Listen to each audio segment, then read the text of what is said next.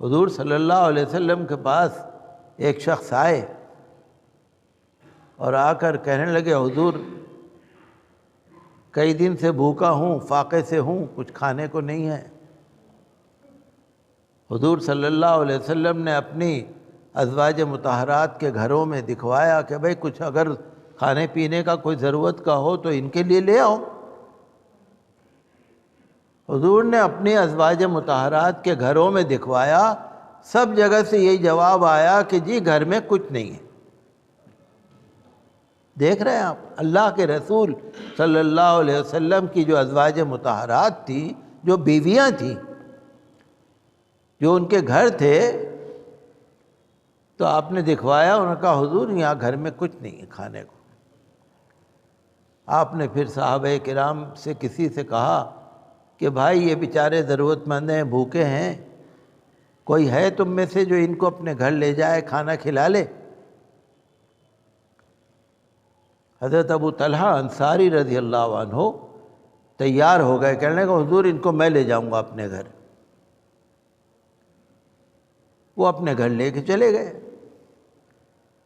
گھر میں بیوی سے کہنے لگے گھر میں ہے کچھ؟ کہنے لگے کچھ بھی نہیں ہے، بس بچوں کے لیے تھوڑا سا رکھا ہوا ہے، میں اور تم تو بھوکے رہ جائیں گے، سو جائیں گے، بچوں کے لیے تھوڑا سا رکھا ہوا ہے۔ حضرت ابو طلحہ فرمانے لگے یہ اللہ کے رسول کے مہمان ہیں، اللہ کے رسول نے ان کو میرے ساتھ بھیجا ہے، جو کچھ ہے نکال دو، جو کچھ ہے دے دو، جتنی خاطر کر سکتے ہو کرو، بچوں کو بھوکا سلا دو، ہم تم بھوکے رہ جائیں گے، لیکن یہ اللہ کے رسول کے مہمان ہیں، ان کو کھلانا ہے۔ تو انہوں نے کہا ہمارے پاس ہے کتنا؟ ہمارے پاس تو ہے ہی نہیں۔ کہنے لگے کچھ نہیں، جو بھی ہے لا کے رکھ دو۔ اور رات کا وقت تھا تو کہنے لگے کہ رات کے وقت کھانا رکھ دینا اور پھر کسی بہانے سے کھڑی ہو جانا اور چراغ کو جیسے تم ٹھیک کر رہی ہو چراغ کی طرف کھڑی ہو جانا اور پھر چراغ کو بجھا دینا، اور میں اور تم نہیں کھائیں گے، یہ مہمان کھا لیں گے، کھانا اتنا نہیں ہے، تاکہ یہ مہمان کھاتے رہیں گے اور ہم ان سے کہتے رہیں گے کھائیے کھائیے، اور ان کا پیٹ بھر جائے گا، یہ کھانا کھا لیں گے، ہم بھوکے رہ جائیں گے۔ اس طرح سے انہوں نے اس مہمان کی خاطر کری اور جتنا بھی تھا دے دیا، بچوں کو بھوکا سلا دیا، خود بھی بھوکے رہے۔ جب انہوں نے مہمان نے کھانا کھا لیا تو اللہ کے رسول صلی اللہ علیہ وسلم کو تو سب کچھ معلوم ہوتا تھا اور اللہ تعالیٰ بتا دیا کرتا تھا۔ ان کے گھر میں جو گزرا، صبح ہو کر اللہ کے رسول صلی اللہ علیہ وسلم نے فرمایا کہ ابو طلحہ انصاری ایک مہمان کو اپنے گھر میں لے گئے تھے، انہوں نے ایسا ایسا کیا،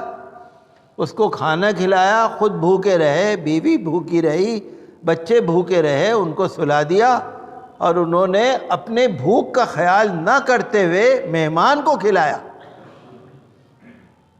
اللہ کے رسول نے صحابہ کرام کو بتایا، ابو طلحہ نے آ کے حضور کو نہیں بتایا،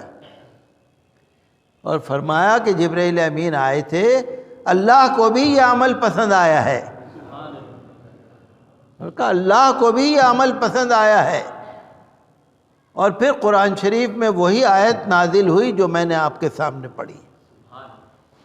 اسی واقعے کے بعد یہ آیت نازل ہوئی۔ اس کو کہتے ہیں شان نزول، یعنی یہ آیت کس بارے میں نازل ہوئی ہے، اس کے پیچھے کون سا واقعہ ہے، کون سا اس کے پیچھے کون سی بات ہے، شان نزول۔ تو حضور صلی اللہ تعالی علیہ وسلم کے گھروں میں کچھ نہیں ملا۔ آپ یہ غور کریں، حضور صلی اللہ علیہ وسلم کی ازواج مطہرات کے گھروں میں کچھ نہیں ملا، ابو طلحہ انصاری کے گھر میں بھی کچھ نہیں ملا، حالانکہ وہ تو انصاری ہیں نا، مدینے کے تھے نا، مالداروں میں تھے، اچھے کھاتے پیتے تھے، لیکن جو کچھ ہوتا تھا اللہ کے لیے دے دیا کرتے تھے۔ ابو طلحہ انصاری کا نام بہت ہے صحابہ کرام میں، لیکن ان کے گھر بھی اتنا ہی رکھا تھا کہ بچے کھا لیں، اپنے کھانے کو نہیں تھا، اور سب صحابہ کرام آدھا آدھا کر کے دے دیا کرتے تھے۔ صحابہ کرام مدینے کے جو تھے وہ ہجرت کرنے والوں کو، مہاجرین کو دے دیا کرتے تھے، اور ان کا اتنا برا حال تھا مہاجرین کا کہ بدن پر کپڑے بھی نہیں تھے۔ کبھی کبھی اپنے آپ کو چھپانے کے لیے، موسم سے بچانے کے لیے، کبھی کبھی کچھ نہیں ہوتا تھا اوڑھنے پہننے کے لیے تو غاروں میں چلے جاتے تھے، پہاڑ کے غاروں میں چلے جاتے تھے، کبھی کبھی گڑھوں میں اتر جاتے تھے اپنے آپ کو چھپانے کے لیے کہ ہمارے بدن میں کچھ نہیں ہے، ہمارے پاس کچھ نہیں ہے۔ کسی سے مانگتے نہیں تھے، اور مانگیں کس سے؟ سارے ایسے ہی تھے اللہ کی راہ میں، ساروں نے قربانی دے دی، سب دے دی۔ تو یہ ہمارے لیے ایک واقعہ بھی ہے، ایک نصیحت بھی ہے، ایک ہدایت بھی ہے، ایک سبق بھی ہے کہ مومنوں کا رشتہ آپس میں کیسا ہوتا ہے اور کیسا ہونا چاہیے، اور ایک صبر کی تلقین بھی ہے کہ بھئی مسلمانوں صبر کرو۔ آج تمہارے گھر میں بہت کچھ ہے، بالکل گئے سے گیا بھی اگر گزرا بھی کوئی ہوگا تو اس کے پاس بھی شاید کچھ نکل جائے۔ صحابہ کرام کے گھروں میں تو کچھ بھی نہیں تھا۔ تو آج کے حالات کو دیکھتے ہوئے، اپنے حالات کو دیکھتے ہوئے، کاروبار کے حالات کو دیکھتے ہوئے، غریبی کو دیکھتے ہوئے،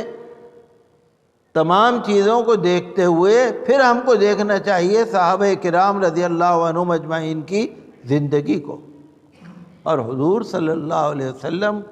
کی پاکیزہ زندگی کو کہ ان کے گھروں میں بھی کچھ نہیں تھا۔ 2 دن کا فاقہ، 3 دن کا فاقہ، صرف کھجور کھا کے گزارا فرما لیا۔ تو آج کے حالات یقیناً پریشانی کے ہیں،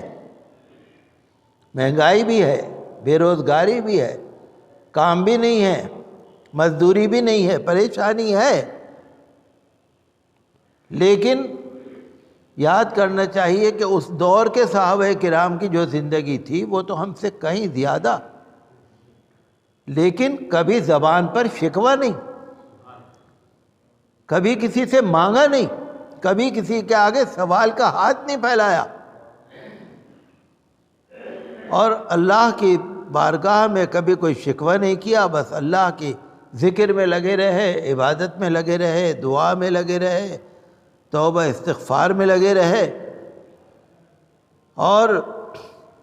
دین کی خاطر سب کچھ انہوں نے بھی قربان کر دیا، انہوں نے بھی، مہاجرین نے بھی دین کی خاطر قربان کر دیا، اور انصار نے بھی دین کے خاطر سب کچھ قربان کر دیا۔ فاقے کرے تو حقیقت یہ ہے کہ اگر ہم صحابہ کرام رضی اللہ عنہم اجمعین کی زندگی کے اس واقعے سے سبق لیں تو پھر ہمارے لیے کوئی پریشانی نہیں، پھر کوئی پریشانی نہیں۔ تو یہ قرآن شریف میں اللہ تعالیٰ نے یہ تمام واقعات اسی لیے بیان کرائے، اسی لیے بیان کرائے کہ ہمیں سمجھنے کی ضرورت ہے